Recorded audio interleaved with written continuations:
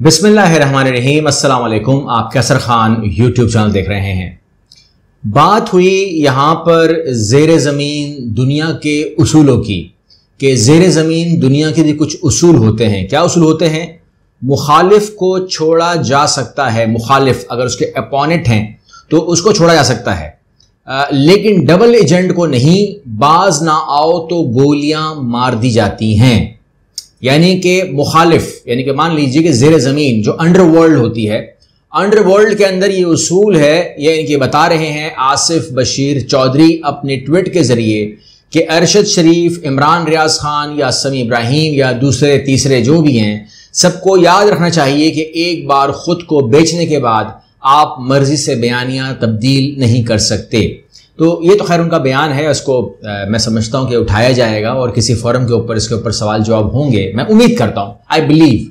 लेकिन मैं आपको ये इन्फॉर्म कर दूं कि ये बात फैक्ट ज़रूर है कि बिल्कुल अगर आसिफ बशीर चौधरी को भी अगर टच किया जाए, इनको भी अगर बुलाया जाए तो इनसे पूछा जाए कि ज़ेरे ज़मीन दुनिया के बारे में ये क्या जानते हैं, क्योंकि पाकिस्तान के अंदर इसका वजूद जो ये समझते हैं कि है, तो किस हद तक है, होगा, है तो सही, लेकिन किस हद तक है ये तो मालूम करना है। जिस लेवल के ऊपर दुबई में है या इंडिया में है या थाईलैंड में है या और ममालिक में है, सिंगापुर में है, तो क्या उसी लेवल पे है यहाँ पर? तो ये मुझे मालूम नहीं है, क्योंकि आसिफ बशीर चौधरी जिक्र कर रहे हैं तो उन्हीं को मालूम होगा। लेकिन किस लेवल के ऊपर है? फिर इनके अपोनेंट्स भी होते हैं। मगर एक फॉर एग्जाम्पल एक ग्रुप के साथ आप जुड़े हुए, एक के साथ कोई और जुड़ा हुआ है, तो कहते हैं उनमें आपस में छोड़ देते हैं एक दूसरे को, वो अपोनेंट है तो क्या बोलना है। लेकिन अगर कोई आपके लिए काम करे और डबल एजेंट, ये बहुत बड़ा इल्जाम है, अगर डबल एजेंट वो बन जाए तो फिर उसको वो नहीं छोड़ते, गोलियां मार देते हैं। तो ये जो चीजें हैं ये वो रख के बोल रहे हैं अरशद शरीफ, इमरान रियाज खान और समी इब्राहिम के ऊपर, और दूसरे तीसरे चौथे पांचवे को आप समझ सकते हैं।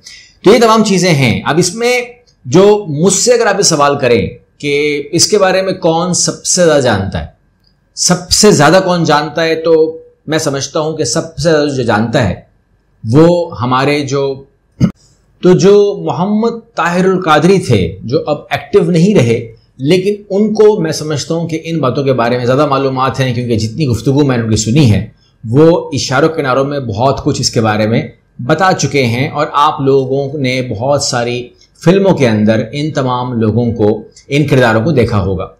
अब इसके ऊपर हम मजीद बात कर लेंगे अगर जरूरत पड़ी, लेकिन मैं आपको यहां पर इतला कर दूं कि पुलिस को मस्जिद नबवी वाक़े पर मुकदमात दर्ज न करने का हुक्म दे दिया गया है, और यह हुक्म बहुत अच्छे टाइम पे आया है। वजह उसकी ये है कि इस पर जो मामलात थे, फवाद चौधरी साहब, कासिम सूरी साहब, शहबाज गिल साहब, इनकी दरखास्तें थी और ये बात कर रहे थे, और इनकी तमाम को दरखास्तों को यकजा कर लिया गया था।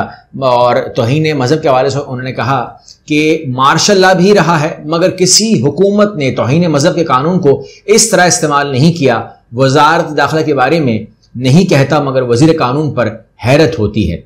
और फवाद चौधरी ने बयान में कहा कि हमने कोई फसाद तो नहीं कराने की बात की, और एक दूसरे की लाशों पर चढ़कर तो वज़ीर नहीं बन सकते, और ऐसा रिवाज नहीं होना चाहिए, इसके नताइज संगीन होंगे। इसके बाद अथर मिनल ने उनको सुना और उस पर बात की, और उन्होंने कहा कि आप हम पे एतमाद करते हैं, क्योंकि ये हमेशा पूछते हैं पीटीआई के हवाले से।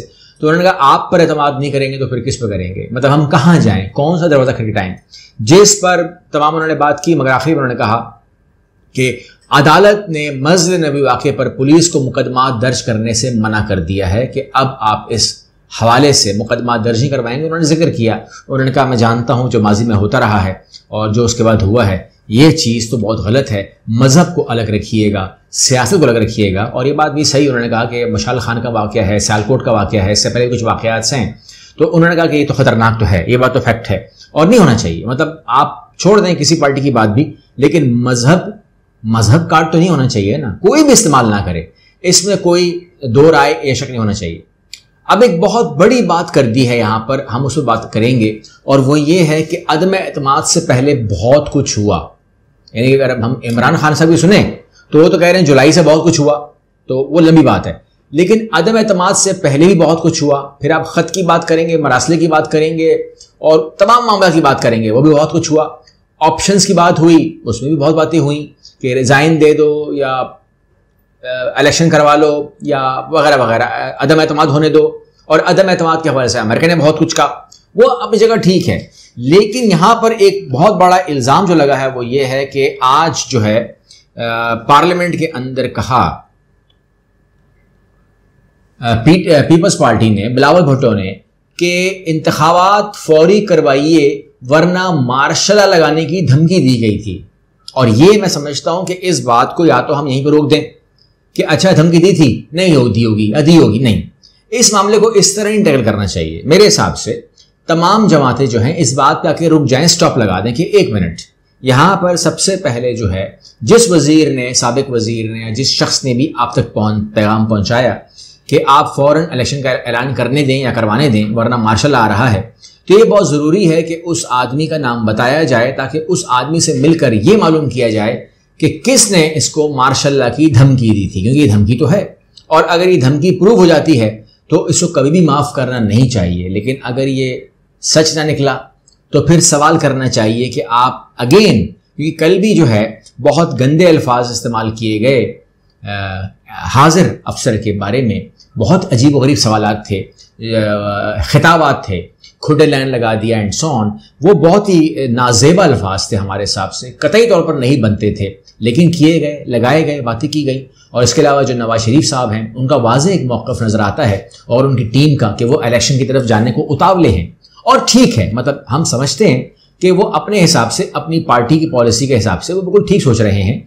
वो जैसे भी आज मरीम ने आज भी कहा कि उनके गुनाहों का पोटला लेके हम सर पे लेके क्यों चलें, मतलब हम क्यों ना उसको उतार दें और मैंडेट पे जाएं और लोगों से 2/3 मांगें अपनी हुकूमत के लिए, आने वाली हुकूमत के लिए। तो ठीक है, ये बिल्कुल ठीक बात कर रहे हैं, लेकिन सर पे बोझ है नून लीग के और पीपल्स पार्टी कह रही है कि आप ये बोझ नहीं उतारेंगे, इसको आप कंटिन्यू करेंगे, इसको जितना प्रोलॉन्ग करेंगे। और वो कहते हैं कि ये बात मैं कर रहा हूं नवाज शरीफ की अप्रूवल से।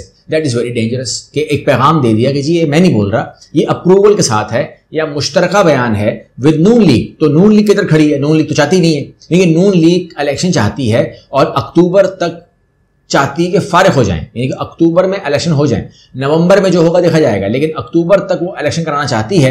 ये वाज़ेह पैगाम जो है ख्वाजा आसिफ हों या अब्बासी साहब हों या नवाज शरीफ साहब हों, इवन के मरियम नवाज शरीफ तो बहुत ही ओपनली कह चुकी हैं और आज तक कह रही हैं। पता नहीं इस मामले में कोई उनकी सुन क्यों नहीं रहा, लेकिन वो कहते हैं कि जी हमारे लिए इत्तेहादी वैल्यूबल हैं और आसिफ अली जरदारी जो हैं वो बहुत बड़े इत्तेहादी हैं, उनके हाथ में सब कुछ है, कोई शक नहीं है। 56 सीटें और 56 सीटों के साथ लेकर वो ऐसे आदमी तो नहीं है कि आप उन्हें कह सकते हैं कि जी हम आपकी बात नहीं सुन रहे, क्योंकि उनकी बात तो सुननी ही पड़ेगी जिस पोजीशन में आप आज हैं। तो जो भी इस हवाले से अपडेट आएगी, बिलावल भुट्टो के बयान के हवाले से या कोई और अपडेट आएगी लंदन से या किसी और तरफ से, आपके साथ शेयर की जाएगी। अगली वीडियो मिलते हैं इंशाल्लाह। अल्लाह हाफिज़।